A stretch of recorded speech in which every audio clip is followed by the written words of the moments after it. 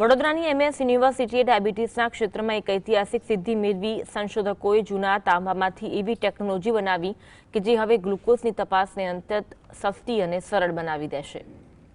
વડોદરાની એમએસ યુનિવર્સિટીના સંશોધકોએ ડાયાબિટીસના દર્દીઓ માટે સારા સમાચાર આપ્યા છે। સંશોધકોએ ડાયાબિટીસની તપાસ માટે એક ક્રાંતિકારી અને સસ્તી પદ્ધતિ શોધી કાઢી છે। આ સંશોધનમાં નેનો ટેકનોલોજીનો ઉપયોગ કરવામાં આવ્યો છે। સંશોધકોએ જૂના તાંબાને ખાસ નેનોઝાઇમમાં રૂપાંતરિત કર્યું છે, જે શરીરમાં ગ્લુકોઝ પારખવા સક્ષમ છે।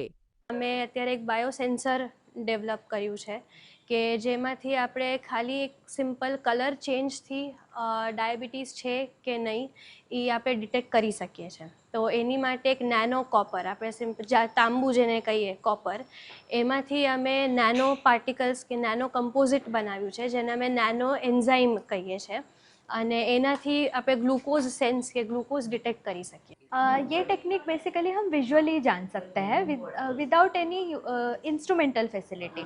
आपको स्ट्रगल करना नहीं पड़ेगा, आपको लैब्स जाना नहीं पड़ेगा, आपको विजुअली ही नज़र आ जाएगा कि आपके बॉडी में कितना ग्लूकोज का लेवल है।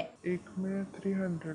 सामान्य रीते डाયાબિટીસ ટેસ્ટ માટે કુદરતી એન્ઝાઇમ વપરાય છે, જે ખૂબ મોંઘા હોય છે। આ એન્ઝાઇમ વિદેશથી આયાત કરવા પડે છે અને તે જલ્દી બગડી જાય છે। તેની સરખામણીમાં તાંબામાંથી બનેલા આ નેનોઝાઇમ વધુ મજબૂત અને ટકાઉ છે। તે સ્થાનિક સ્તરે બનાવી શકાતા હોવાથી તેની કિંમત પણ ઘણી ઓછી છે।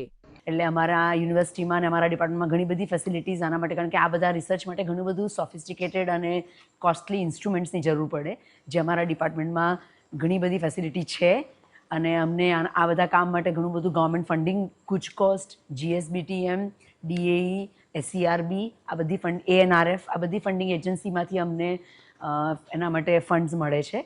ગુજરાતનું આ સંશોધન સાબિત કરે છે કે નવતર પ્રયોગો દ્વારા આરોગ્ય ક્ષેત્રે મોટા ફેરફારો લાવી શકાય છે।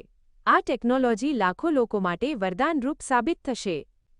Bureau report, GSTV।